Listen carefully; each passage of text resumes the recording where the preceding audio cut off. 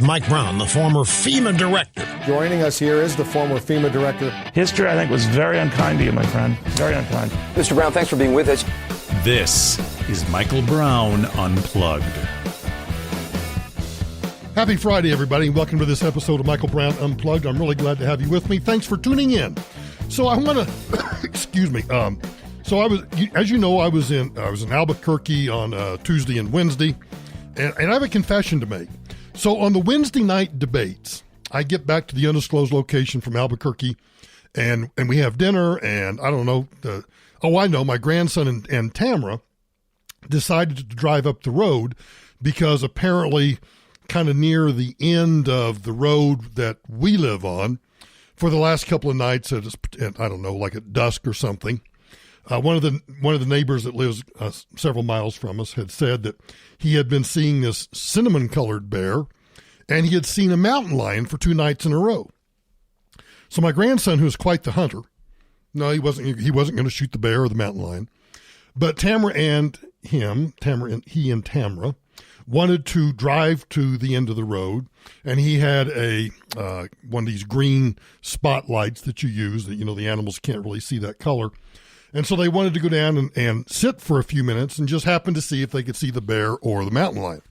I didn't want to go because I had been in the car driving back from Albuquerque, and I've seen bear and I've seen mountain lion, like been there, done that. And besides, I haven't seen Greta the Leonberger for a while, so I'm having a good time just sitting around the house. Everybody's gone looking for the bear and the mountain lion. And then I realize it is now time for the first of the Democrat presidential debates. So I get my lard ass off the couch. I go over and I find the remotes, and I turn on the television, and I flip over to NBC, and I start watching. And I watch for... I'm not trying to exaggerate here. I'm trying to truly calculate. I may have listened to 2 questions. I may have listened to 5 minutes, 7 minutes max, but I think closer to 5 minutes, maybe 4 minutes.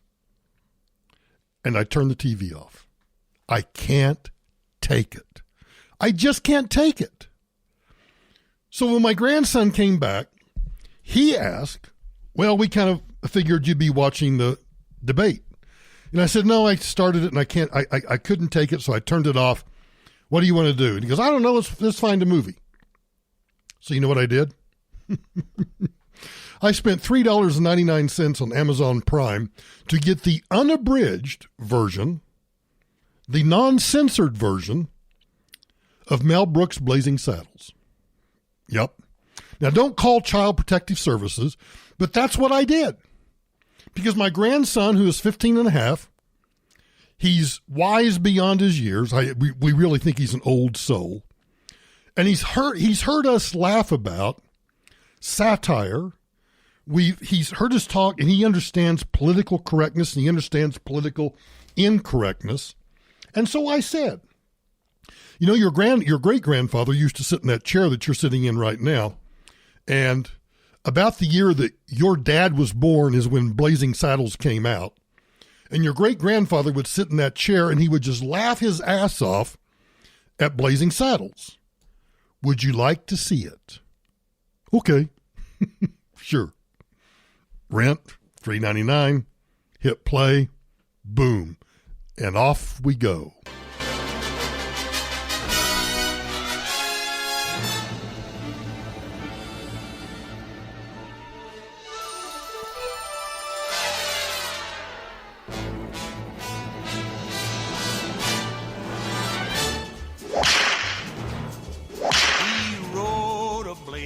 Saddle, he wore a shining star. His job to offer battle to bad men near and far. He conquered fear and he conquered hate. He turned dark night into day. He made his blazing saddle a torch to light the way. When outlaws ruled the West and fear filled the land, a cry went up for a man with guts to take the West in hand. a man who was brave and true, with justice for all as his aim. Then out of the sun rode a man with a gun, and Bart was his name. Yes, Bart was his name. He rode a blazing saddle, he wore a shining star. His job to offer battle to bad men near and far.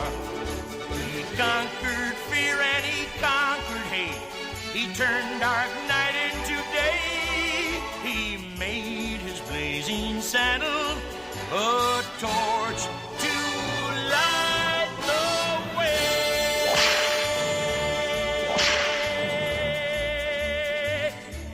And I think he enjoyed it. There were a few references, like Hedy Lamarr and Hedley Lamarr. I had to explain that one to him. He didn't understand that one. But, and he understood, he totally, here's what fascinates me. This kid is not quite yet 16 years old. And he totally got the satire that what Mel Brooks was doing was that Mel Brooks was making fun of racial stereotypes and the racists who put those stereotypes out there and are just bigoted morons. He totally got that. I was so proud of him. So that's what I did last night instead of watching the presidential debate. So then I get up, and on Thursday, because I had a dinner meeting last night, and then I've got to get busy and get this done and get to another meeting. So it's been just been one of those busy weeks. I get back, and I go upstairs to unpack my bag and throw all the dirty clothes in the hamper and turn on the television while I'm putzing around, getting ready to take a shower and stuff. And Fox News is on. Now Fox News is on because in the upstairs bedroom we never watch that television unless we have it on in the morning, and we have it on you ought to be proud of me, Fox 31.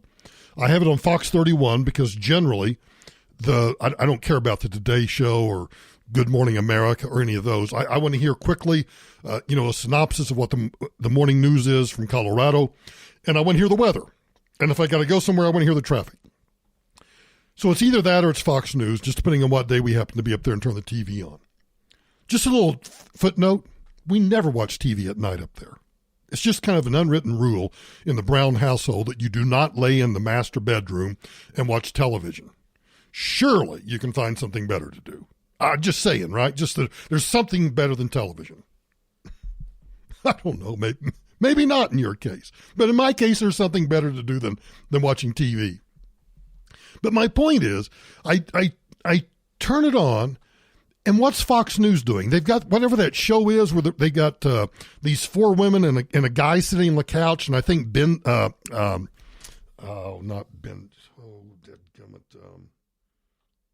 come to me in a minute. But anyway, they got this guy sitting on the couch, and all they are doing is rehashing the Wednesday night debate. And I'm thinking to myself, who cares?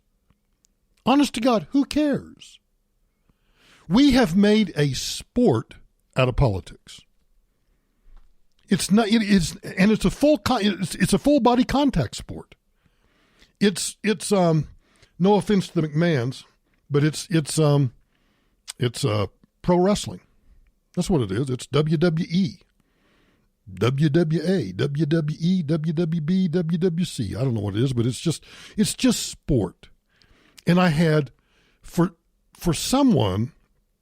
My meeting in Albuquerque was spent, at the lunch meeting, I spent a lot of time explaining politics and kind of what the 6 years that I had in D.C., the perspective that it gave me. And, of course, fascinated by it, right? Just like you are. I don't know. The whole point of all of this is just that I did not watch the debate.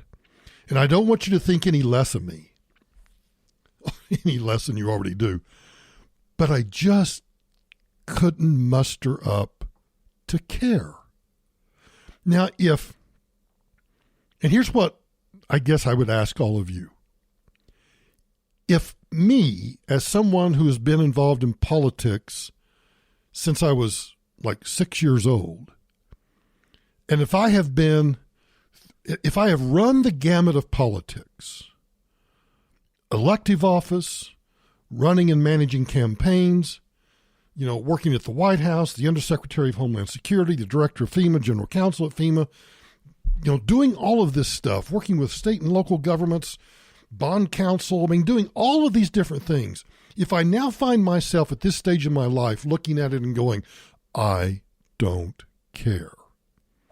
Now, let me be specific. It's not that I care about the direction of the country. I care about who gets elected president, governor, state legislators, city councilmen, dog catchers, county commissioners. And I didn't mean to put county commissioners below dog catchers, but you get the drift. If I'm that way, and we're 18 months, so I'd have to do the calculations, but let's say we're 18 months away from the election, and I don't care yet. I think it's because I know I know what's going on. It's the socialists, the Marxists that are on the left side of the political spectrum, and over here on the right side of the political spectrum, there's this civil war going on among conservatives about what conservatism is, or the role of libertarianism. And I'm looking at it and I'm going, why don't we just talk about things that matter? Why don't we talk about the economy? Why don't we talk about return on investment? Why don't we talk about the cost of doing business? The one thing I learned while I was in Albuquerque, we were sitting in this restaurant, sitting in a Mexican restaurant, of course. And just to give you an idea of how stupid things are, in New Mexico, craft brewers can have 3 locations. They can sell directly out of those 3 locations. They can have, and I'm not sure about the menu, whether it's a limited menu or a full-scale menu, but I know they can serve food.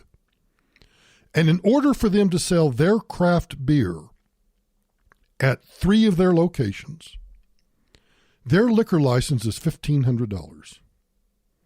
1500, $1,500.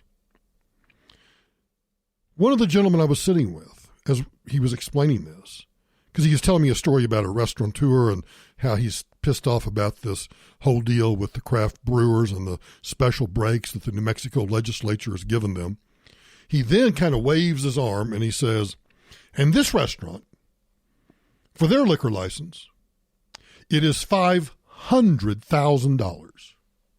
$500,000 for a restaurant in New Mexico to sell tequila, hard liquor, beer, or whatever spirits they want to sell.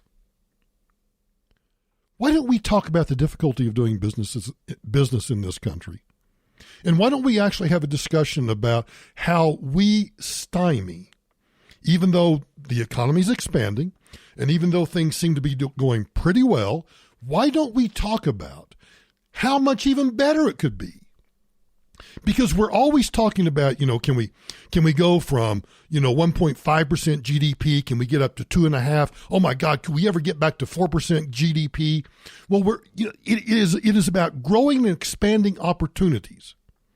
And if this restaurateur that was telling the story to this friend of mine complained about, and I think it's a legitimate complaint, he owned 2 restaurants, so he spent $1 million on liquor licenses for his 2 restaurants, versus the guy that wants to open a craft brewery and sell directly from the craft brewery in 3 locations and have food, and his liquor license is $1,500. Tell me where the equity is. Tell me how that is fair. Because everybody keeps telling me that, the government's fair and the government can be compassionate and do all of that. Oh, BS. Utter BS. It is not.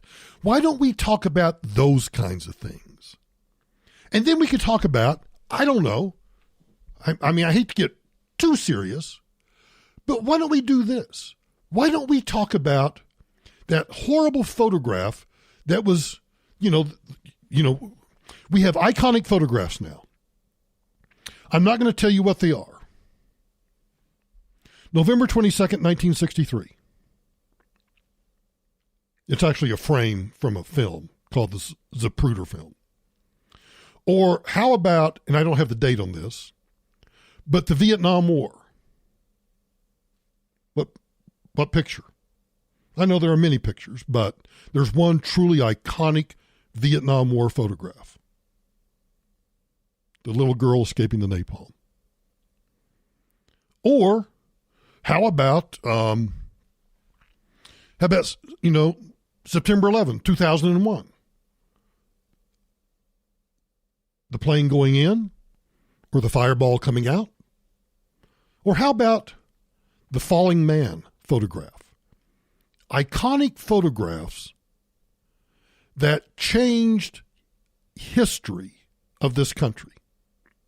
And now we have another one. And it is the photograph of the man from, I think it was Guatemala, who was trying to cross the bridge, some bridge near El Paso, to cross the Rio Grande, so he could seek asylum. The bridge is closed. And there's nothing wrong with that, but the bridge is closed. It's called metering. You can't just have 1,000, 5,000 people lined up at this bridge. So you close the bridge down, you open it, and you let a small group across, you close it again. Well, this man made the choice. Let me emphasize that. This man made the choice. And Grant, before you start clicking off the podcast, it is an incredibly sad, horrific photograph. But the truth is, and this is where I think nobody wants to say this, but I will. The truth of the matter is, he made a choice at that moment to take his little girl, take her across the river, set her on the banks on the American side, and then to turn around to swim back across to get his wife. And the little girl saw her daddy. And so she just did what little girls do. Oh, daddy's going, I got to go with daddy. And he sees that, and he does everything that he can to save her. He puts her under a shirt and tries to swim back to shore and doesn't make it, and they both drown. It's a horrific story. And that will now be an iconic photograph. It will be an iconic photograph of the breakdown and the politicization of immigration. And I don't care which side of the debate you are on. I don't care whether you are an open borders dipwad or you are over here on the other side saying that we need to have, and what actually, I when I say the other side, I don't even know. Because truthfully, I don't even know what Republicans think anymore. Because you have the mishmash of Republicans that are, the Chamber of Commerce Republicans, and then you have the constitutionalists over here, and then you have the rule of law people over here. I mean, you have all of this mishmash of political positions about immigration, which should be a very, very simple answer. Yes, we want immigration. We want controlled, lawful immigration. Why is that so hard? So Nancy Pelosi is asked about the photograph. The man that was drowned with his toddler daughter, what was your immediate reaction when you saw that photo, and who do you hold responsible for it? Is there anybody to blame for that? She's pausing and thinking. Can you just imagine the father put the little girl on the shore to go back to get the mother, and the little girl wanted to be with her father. She got back in, and then he couldn't save her, and then he couldn't save himself. This is such a tragedy. I think it's not a question of blame, it's a question of being prayerful and understand the consequences of policy. I'm sure that anybody who decided to have a policy would say, and I don't care if something like this happened. She just said, in terms of policy, I don't think there's any policymaker out there that says, I don't care if this thing happens. Well, I beg to differ. I think there are policymakers that they'll milk the tragedy for all they can. But if they truly cared, she, as the leader of the Democrat caucus, would sit down with Kevin McCarthy, the leader of the Republican caucus, in the House of Representatives, and they would say, look, here's what we want. We want security on the border, whether that's a wall, a barrier, additional manpower, and in terms of those who are here that we need to process, we need housing, we need clothing, we need shelter, we need all of these things. And we know that you want people just to be able to come over in droves. How do we resolve this? Because we can't have people coming in droves. So I don't know, maybe it's an intractable situation. But you would think that photograph, that Nancy Pelosi, instead of starting to talk about policy, and she would actually say, yes, and I'm going to sit down, and we're going, because I thought their favorite phrase was, we must do something so that something like this, and you can finish the sentence, never happens again. She talked for 3 minutes and 40 seconds. I've only given you 60 seconds of it. She never once said that we need to do something policy-wise so that something like this never happens again. That's Nancy Pelosi in rare form. That is absolutely unbelievable. She also went in that same soundbite to say that it should not be a crime to have a status violation. Well, actually it should. I can guarantee you that now, if I'm a Muslim migrant coming from Yemen trying to get into France, or Germany, that's probably not a crime. But if I, as a dumb white American, try to enter France or Germany and live there unlawfully or work there unlawfully, you can better believe that that would be a crime. So I don't know. I just, I throw up my hands. I throw up my hands because we now have a photograph that should be the tipping point, where Democrats, in their traditional way, would say, we want to do something so that this never happens again. And if they would at least just say that, I would consider that to be a starting point for negotiations. But when you won't even cling to your mantra about it should never happen again, I don't know that there's any room for negotiations or discussion. So how it plays out, I don't know. I truly do not know. The other thing that I heard was that apparently there was a lot of Spanish spoken last night, and I don't speak Spanish. Cada persona en nuestra democracia. Cada votante necesitamos la representación y cada voz necesitamos escuchar. La situación ahora es inaceptable. Este presidente ha atacado, ha demonizado los inmigrantes. Es inaceptable. Voy a cambiar este. I would think, but then again, maybe I shouldn't think. I would think that if we want migrants, immigrants, to assimilate, we would want them to learn English. So I don't know what kind of pandering that was. Bill de Blasio, I want you to stop and I want you to think about this. So you've got an Irishman who pretends to be a Mexican, Robert Francis O'Rourke, Beto O'Rourke. So you got the Irishman pretending to be a Hispanic speaking Spanish, and then you have Cory Booker, a black man speaking Spanish, pretending to, I guess, to be a Hispanic, and then you had Bill de Blasio, who wanted to point out that he has a black child. Well, shame on you for using your child in a political debate to somehow, again, pander. Hey, look at me over here. I'm the nut job at the end of the podium, the end of the dais. I'm over here in the corner. I'm a communist from New York City, and my wife is black, and I have a black child. All right. Who cares? Who cares? I want to go back for just a quick few seconds, 22 seconds. I want to go back to 2014. And I want you to listen to what Donald Trump said in 2014. Listen closely. We don't even know how many of these kids don't make it and may have been waylaid into sex trafficking or killed because they fell off a train. We have no way of tracking that.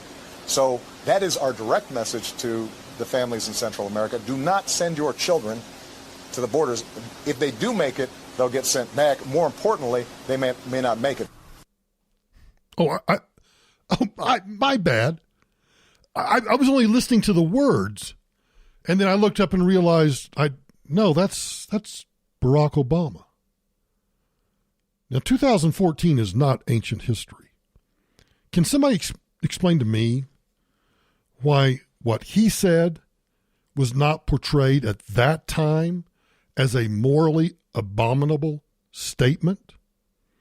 Because Donald Trump has said essentially the same thing, and apparently that makes him either racist or Hitler or, I don't know, Mussolini. Why don't we ever use Mussolini? Hitler, Mussolini, a bigot. I don't know, but I'm just, do you hear the frustration in my voice? I think it's time for the weekend. Maybe I'll be back in rare form on Monday. But I got to tell you, I'm sick of it. Hang on.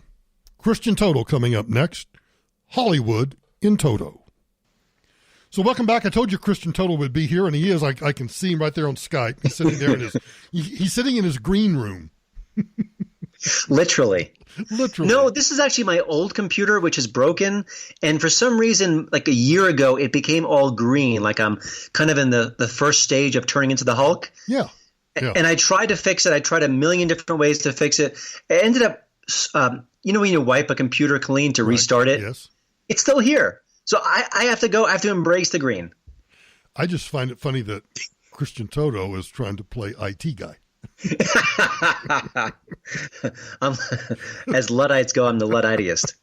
But tell the rest of the story. Why are you using the old computer? Because I bought a new computer and it's broken. The Skype function wasn't working. It's already screwed up multiple podcasts of mine.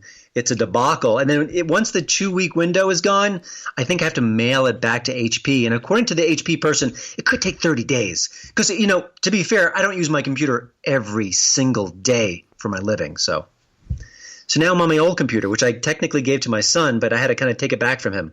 Sorry.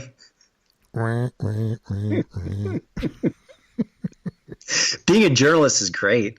We make so much money. And having friends like me is even better because I just sit here and laugh at you. You're laughing with me mostly. Well, truly, that's true. That's true. So speaking of laughing, you set this up. Now,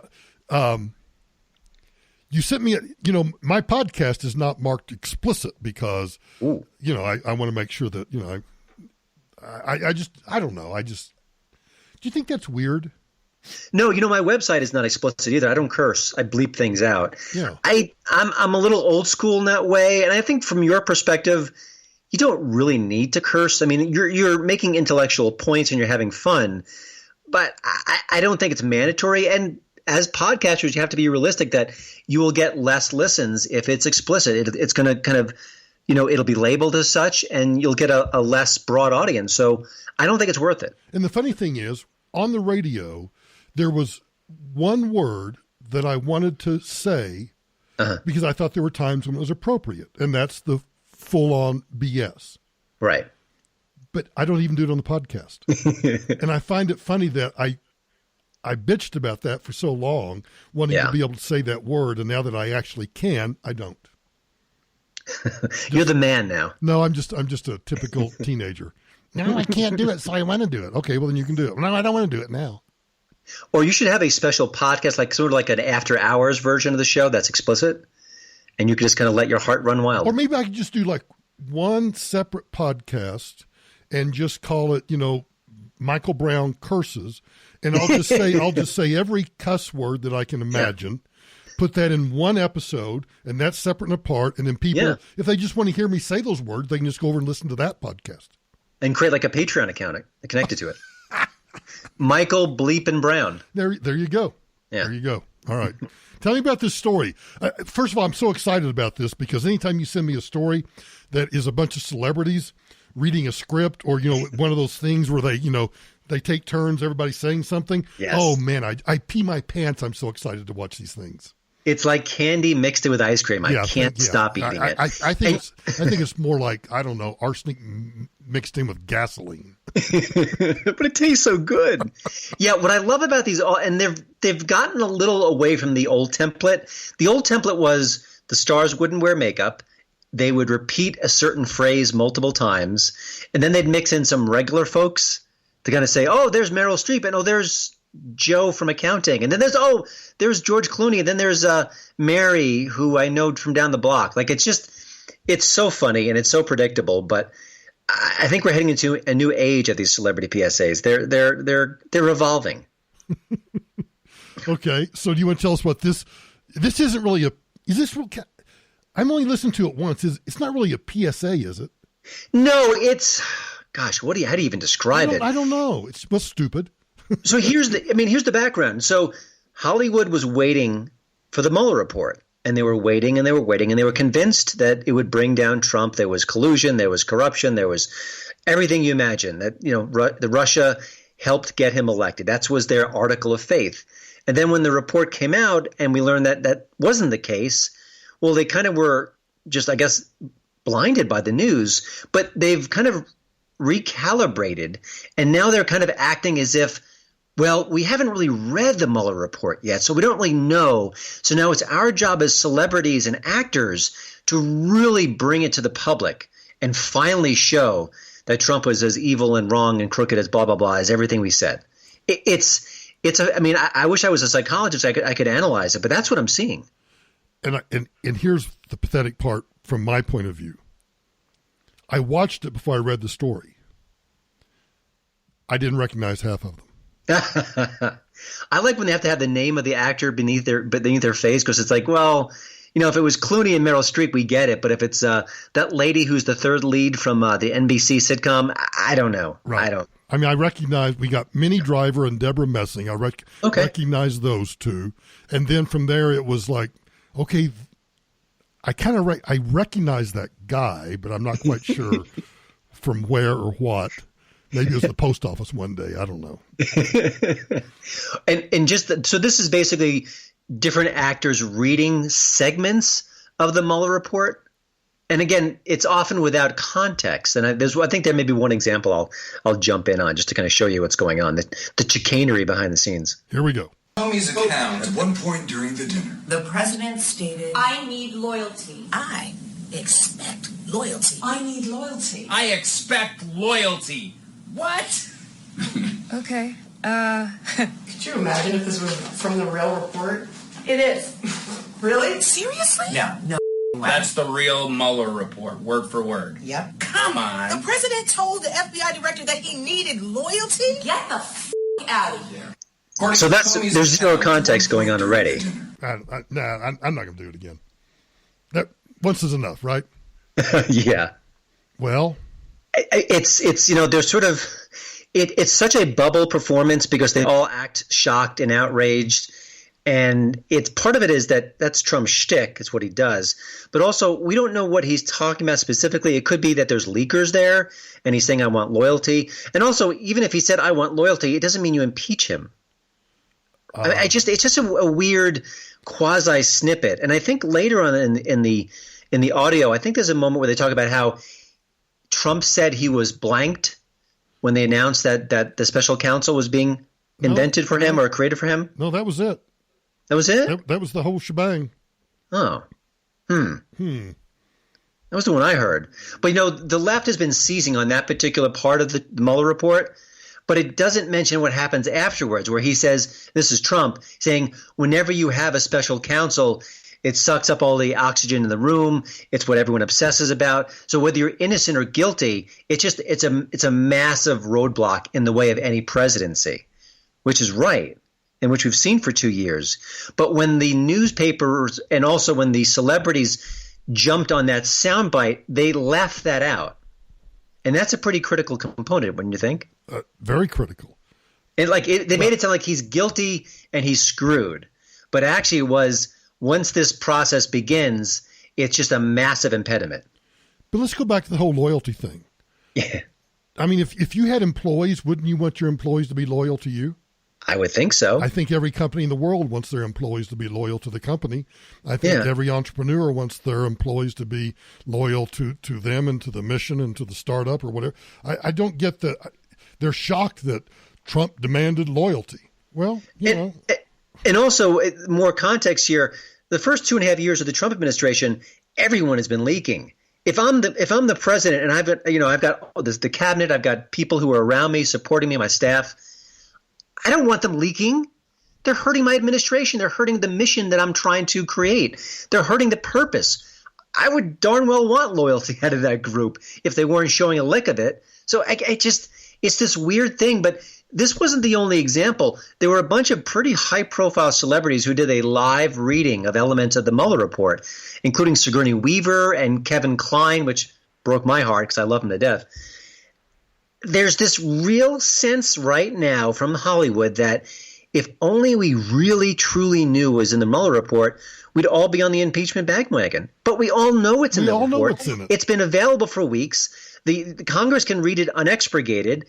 There's no surprises left, but they've kind of went back and created a narrative where, if you only read the whole thing, it's you got to look at page 12, section 2. It's crazy. They've rewritten the Mueller report to their liking, where the ending is what they wanted to have. Trump derangement syndrome, pure and simple. That's all it is.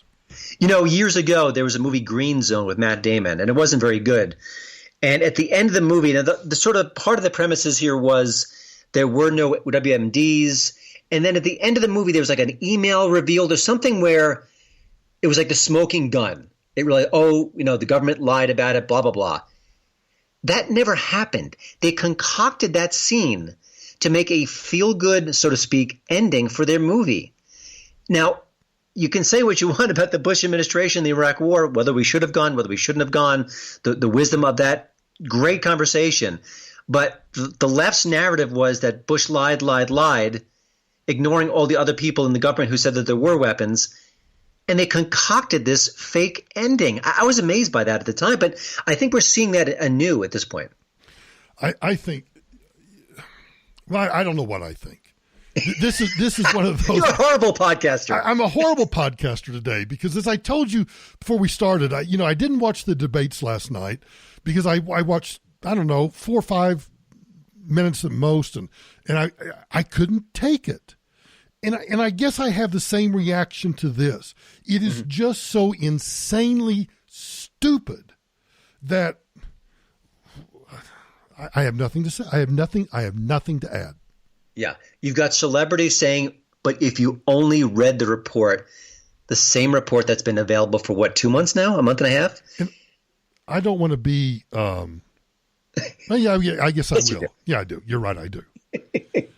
Do you think any of these people, any of them, even have a copy of the Mueller report? I don't think so. Even a PDF on their laptop?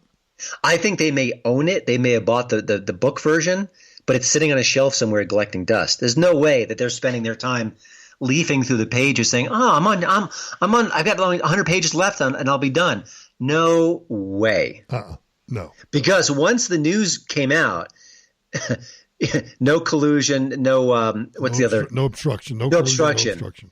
Once that came out, all interest in that report is done because they know that if the media could have found anything that was devastating to Trump, it would have been on page 1, 2, 3, and 4, and and over the fold of every website that covered news. They know that. Yeah. So deep down, they get that. So now they're kind of reconstructing this whole series of events to their liking. It's really strange. Well, let's just do these in order because the next story that you sent me, I think I've got a segue for this. So we've got Trump derangement syndrome, them making fun of not making fun of, but them reading parts of the Mueller report as if they've ever read any of it. And then we had this week, or maybe it was actually part of last week, but we had this breaking news of this woman, Jean Carroll, that came out and said that Trump, did she actually say that Trump, I know when I listened to part of the Anderson Cooper interview, and I could tell that Anderson Cooper was really uncomfortable. In fact, he should have been. And I think at one point he actually went to a commercial break simply because he had to regather his thoughts about the insanity of what this woman was saying. Yeah. But something she said about, well, she just claimed that Trump raped her, but it wasn't really rape. And then Anderson starts asking her about whether or not there was penetration or not penetration. And then she started talking about how, well, rape is actually pretty exciting or fun or I forget what sexy. the word. Yeah, sexy. That rape is sexy or something. Was there no, like, now I reached a level of comfort with certain people on, for example, Fox News.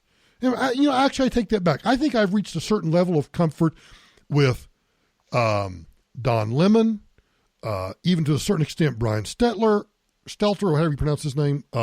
Obviously, the Fox News people.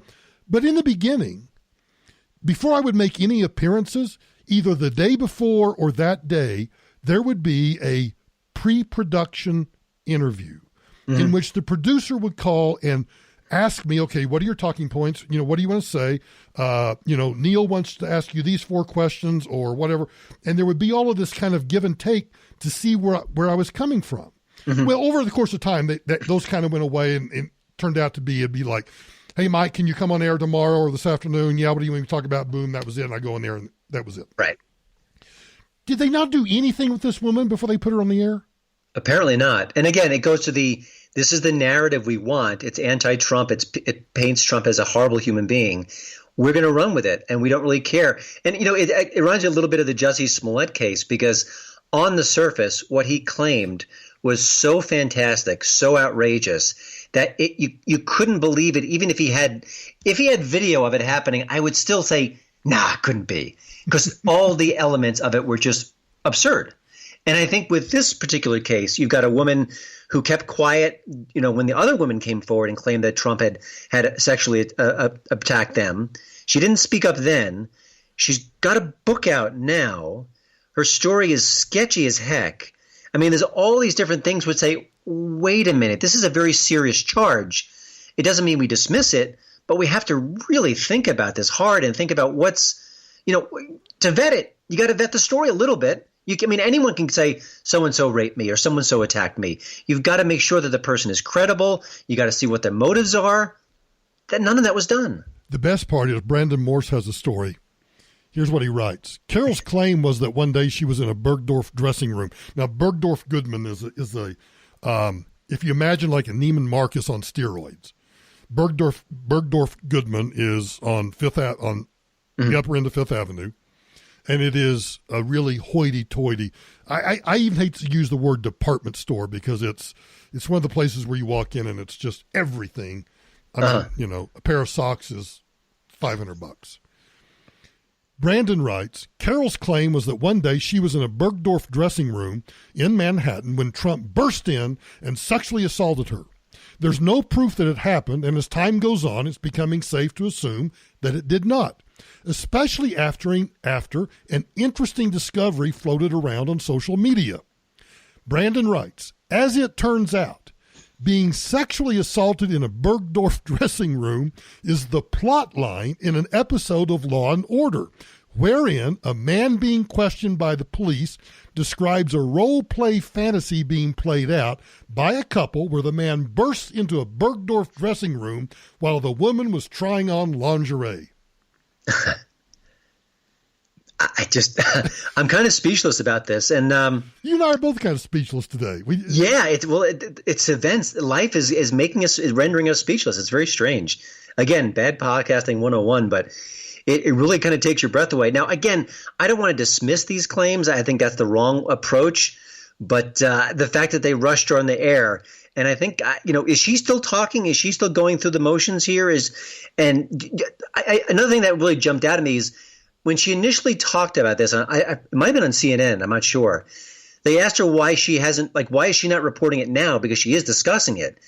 And she had this really odd answer saying, well, there are women on the border who are being sexually attacked or sexually, abused.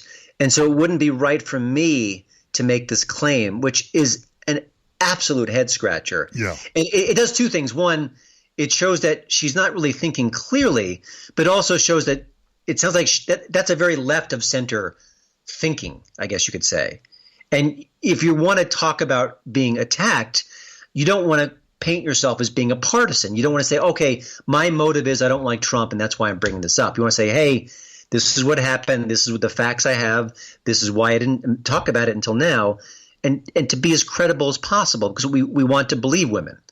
But that answer was not in anywhere in line with that. It was insane. It was insane. And I don't know that this is a perfect analogy, but so when I think about Anderson Cooper and all the other people that are interviewing this woman as she makes the rounds in Manhattan, going on all the talk shows, can you imagine that in a not even a small town, let's just say Denver, that there is a horrible, whether there's not, it doesn't have to be horrible. I mean, rape inherently is horrible, but let's just say there's a rape case. I'm trying to not call it a normal rape case. I'm just trying. Okay, it's just a rape case. It's a rape case, and there was question about the credibility of the woman who was making the accusations, and it wasn't against the mayor or the police chief or anybody else. It was just against some guy that owns the shoe store in town. Mm-hmm.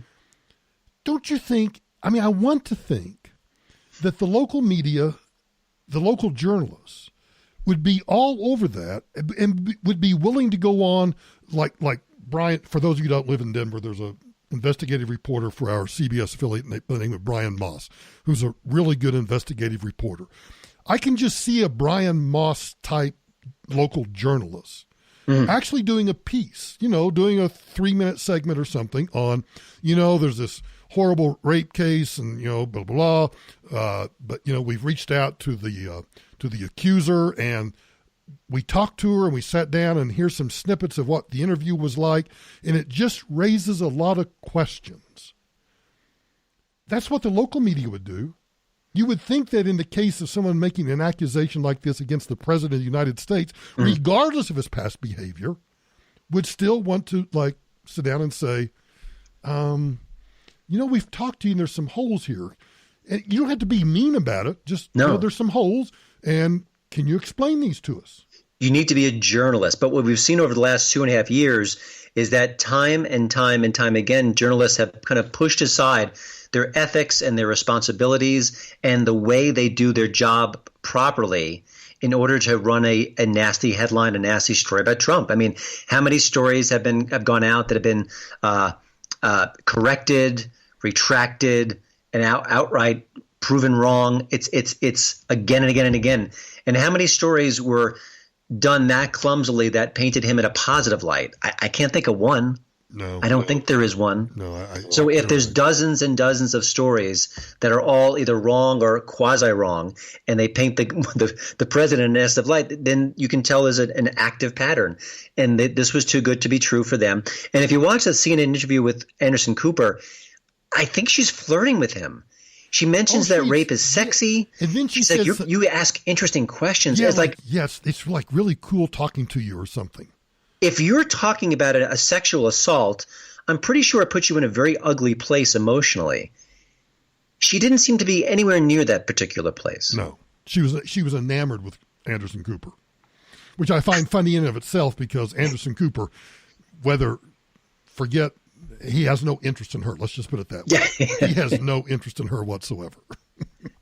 And also, I think if you're going to make a case like this, to put it as part of an overall book project, it just automatically makes it less credible. And it just does. I'm sorry. I mean, it's just the way things go. When we have a case like this, you have to kind of learn as much as humanly possible. If there's a stained dress, then that makes things much clearer. If there's not a stained dress, then it makes it much murkier. And that's where we are. Yeah. No. And she also said that she was surprised this got so much attention.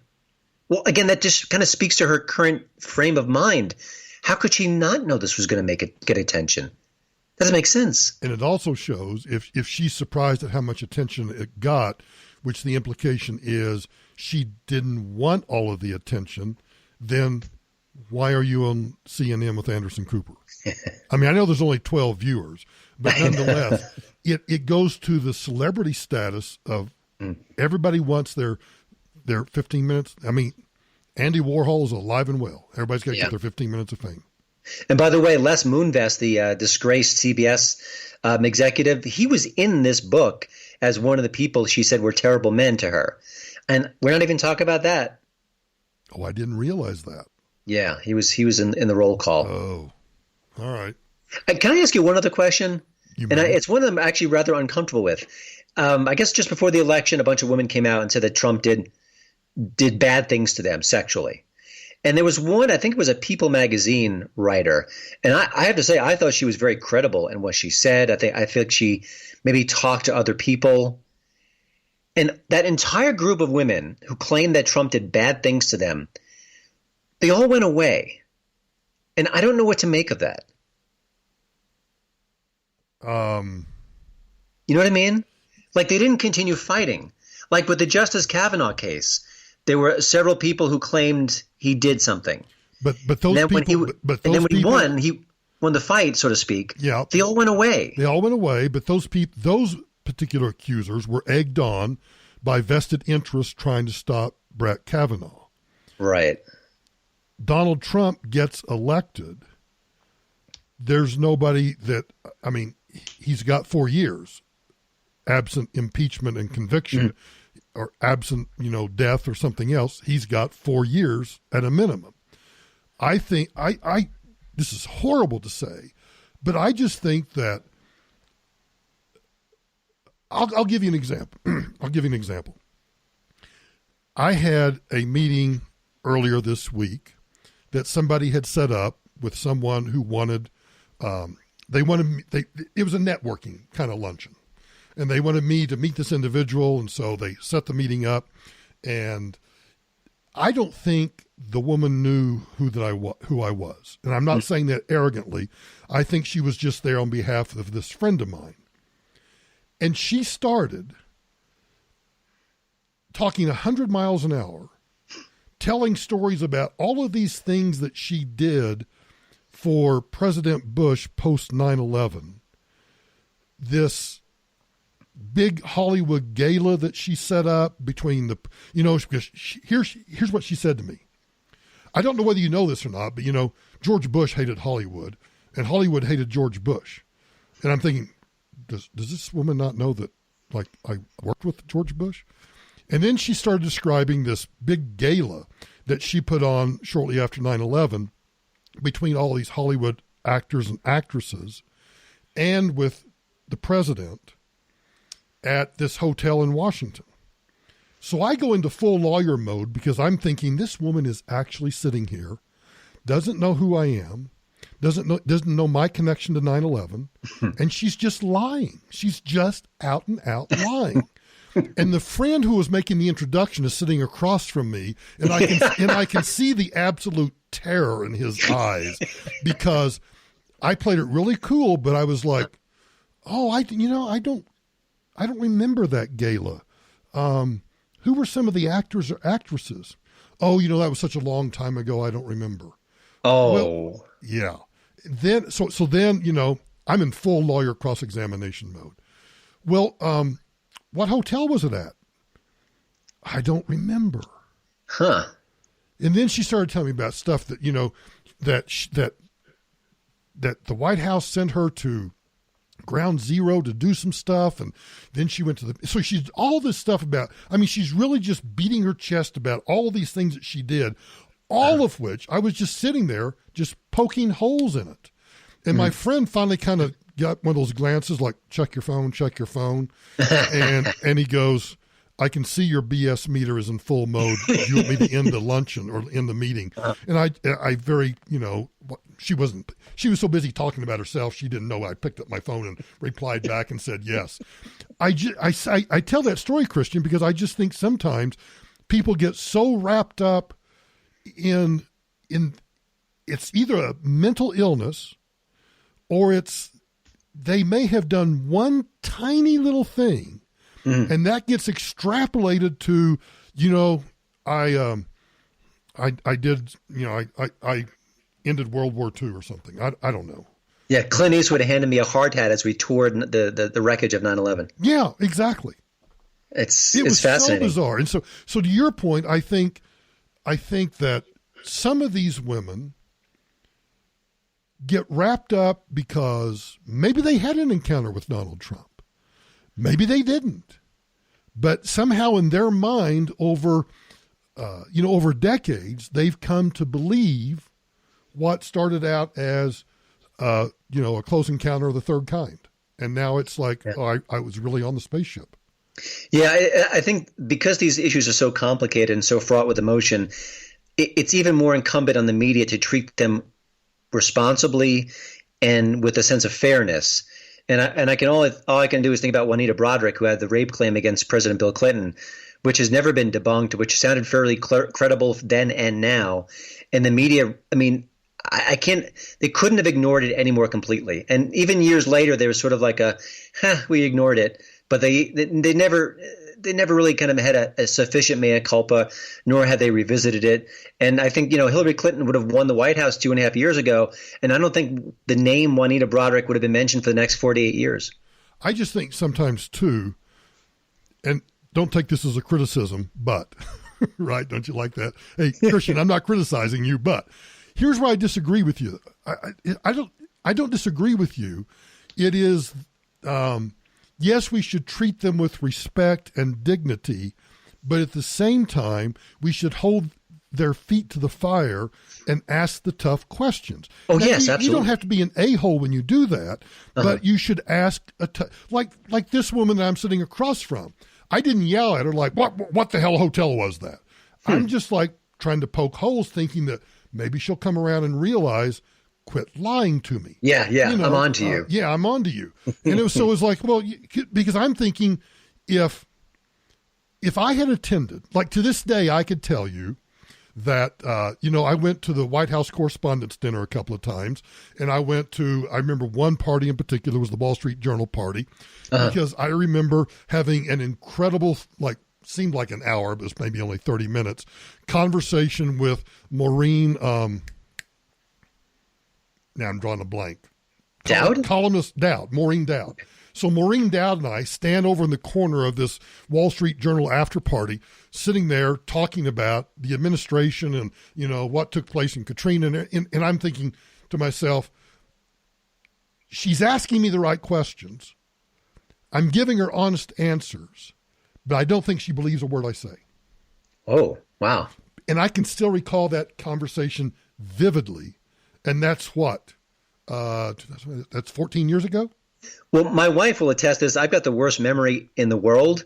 And I could say I went to the White House Correspondents' Dinner, and I could tell you every celebrity and non-celebrity I saw and who I interviewed. I remember seeing Donald Trump there one year. I remember thinking, he's tall. I didn't realize I don't think I've met him, but I just saw him from afar. I didn't realize he was that tall. Yeah. But yeah, I remember all that stuff. And especially if you're enamored with celebrity like this woman is, she would have known it. She could have plucked a couple of names out of that gathering, even if it was Pauly Shore and a couple other B-listers. She would have said, "Oh, it was the guy from Parenthood and the movie with the thing." Like when I asked what hotel it was in, I thought, how easy would it be to say the J.W. Marriott, the J.W. Marriott, the Grand Hyatt, the Willard? I mean, pick any famous hotel in D.C. and just name it. I won't know the difference. Well, here's another thing. I think if you're that clumsy a liar, you can't even pull those out of your head. Right. She was spinning some yarn, but she wasn't doing it effectively, and she wasn't She didn't know who you were. She didn't know after your first rebuttal that you were deconstructing her. So she was out of it. Yeah. She was in the clouds. Right. Well, anyway, I think sometimes that happens to people, and I don't want to call it a mental illness. I just think it's a personality thing, and everybody wants to feel important, and everybody wants to have a connection, and I get all of that. Just don't sit there and lie to me about it. Yeah. And one last quick thought about the women who accused Trump of sexual abuse allegations. I think I'm kind of answering my own question here, but thinking about it in the back of my mind. I also think that once you come forward and say what you wanted to say, and essentially the country said, yeah, maybe, but we're going to elect him anyway. Maybe to say, okay, I've done my job. I'm out. I've given you the information, and it's up to you to kind of vote accordingly. I don't know. I mean, I guess you don't want to make that your life's work to bring him down or to keep mentioning it, because it was part of the public record, and enough people thought that it wasn't important enough to not vote for him. I don't know. Yeah, it's tough. It's so bizarre. Hey, before we go, I want to ask you, you've got a great story over on your website at HollywoodandToto.com. Why Dice Clay and Roseanne Barr getting together matters in 2019. Yeah, the tour is going to be called Mr. and Mrs. America, which is actually really funny. And it's interesting because Roseanne literally doesn't have a career right now. They kicked her off her own show. They stripped it from her. She said that one racially charged tweet, and it's done. She's over. No one's going to work with her. But she's a free agent. She can do what she wants. So she's teaming up with her old friend Dice Clay. Now, Dice Clay has not been a comic force for years. He's actually done some pretty good supporting work. He was in A Star Is Born. He was in Blue Jasmine. So I think he's a credible actor at this point. So he could certainly do that forever. But his heyday was 30 years ago, and her heyday is kind of way back when too. So now they're talking together about how they're going to kind of fight the kind of the PC scold. They're going to embrace free speech. They're going to hit the targets that no one else is hitting. I love it. But there's a part of me that thinks these are two it's kind of like boxers who are past their prime, and they're going to throw a few punches that kind of fade away. Maybe the event will be kind of boring. Maybe it'll just be sort of like it's very clear that their best comedy days are behind them. But you always have a puncher's chance. And I just wonder if they could really seize the day and really craft strong material and fight back against the PC police. I'd love it, and I'd love to see it happen. So my only comment is this. I hope they succeed. I hope so too. I mean, I hope for the right reasons. I don't want them to be bad, right? And people, flock to see them. But there's something missing in comedy right now, and I think that they, at one point, could deliver it. I just don't know if it's that point right now. Oh, ye have little faith. Come on. Well, to be fair, I remember watching Dice Clay maybe 5 or 6 years ago on the Tonight Show. It wasn't great. And I remember even before then seeing a Roseanne Barr special, like maybe from the past decade. It wasn't great. So, I'm skeptical. We'll see. Okay, well, that's fine. Stay tuned. Let me know what happens. Yeah, I'll keep tabs of it. And there's already been some snarky articles saying, oh, they're going to fight for free speech, blah, blah, blah, because the left has no intention of fighting for free speech at this point in our culture. But not at all. Some people will. Not at all. All right. Come back next week. It depends on my computer, really. Okay. Actually, that's the truth, isn't it? If they can unleash my straitjacket, I'll be here. Well, keep me posted and let me know. Yes, I will. All right. Talk to you later. Okay. Well, again, happy Friday, everybody, and thanks for listening to this episode of Michael Brown Unplugged. I'll talk to you again on Monday. Be sure and follow us on the iHeart app, subscribe to us on iTunes, or wherever you get your podcasts, and go to the Michael Brown website to follow us on social media, michaelbrowntoday.com. And if you click on the social media icons, you can follow us on YouTube, Facebook, Twitter, Instagram. Wherever we are, you'll be able to find it at michaelbrowntoday.com. Talk to you on Monday.